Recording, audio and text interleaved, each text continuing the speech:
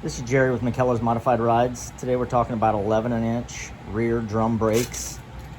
So let's start out how you can identify what size you have, because they actually have three sizes in these 11s. You got the 11 by 2, the 11 by 2.5, and then also the 11 by 3. So today we're going to talk about the 2.5, the 2 and the 2.5. You want to put the tape measure down inside here and just run it right to the bench. The 11 by 2.5 is 1 3/4.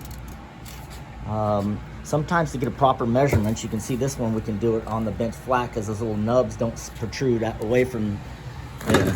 But if you get into some other ones, you can see how that thing sticks out. So in that case, you have to stick it off the edge of the bench a little bit so you don't, and then you just stick your tape measure back down, and these will measure 1.5 inches, which is an 11 by 2 backing plate. Let me put this up here and get a better look. Got to go over some other things.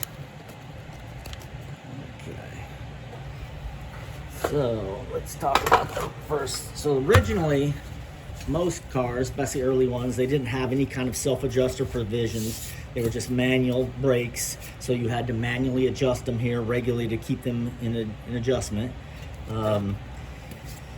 This spring here, as far as I know, is not reproduced, but this spring, these are still the same springs that comes in the other kit. So you'd have to procure this somehow, or take a spring and modify it and make it, or have an original one. Let's see, the next thing that came out with self-adjusters as the things progressed, or maybe you special ordered it with self-adjusting. This was the early self-adjusters on the 11-inch. This is the self-adjuster here in this spring, and there is a proper brake hardware kit for this style. You get 2 of these and 4 of these springs, and of course you get these hold down springs and cable and so on. So this is still all reproduced and made. After that, as they got later on, they went to this style, which was a lot like we had on the 10 by 2.5, which do more of those. So I personally like this one the best. It was the last version of it. You can see it's a different style cable here. You can see this is doing its job and making proper adjustment. This is a different brake hardware spring kit. Comes with different spring here, as you can see. It's hard to tell, but there's a small hole right behind this adjuster here, and that's where this spring goes in.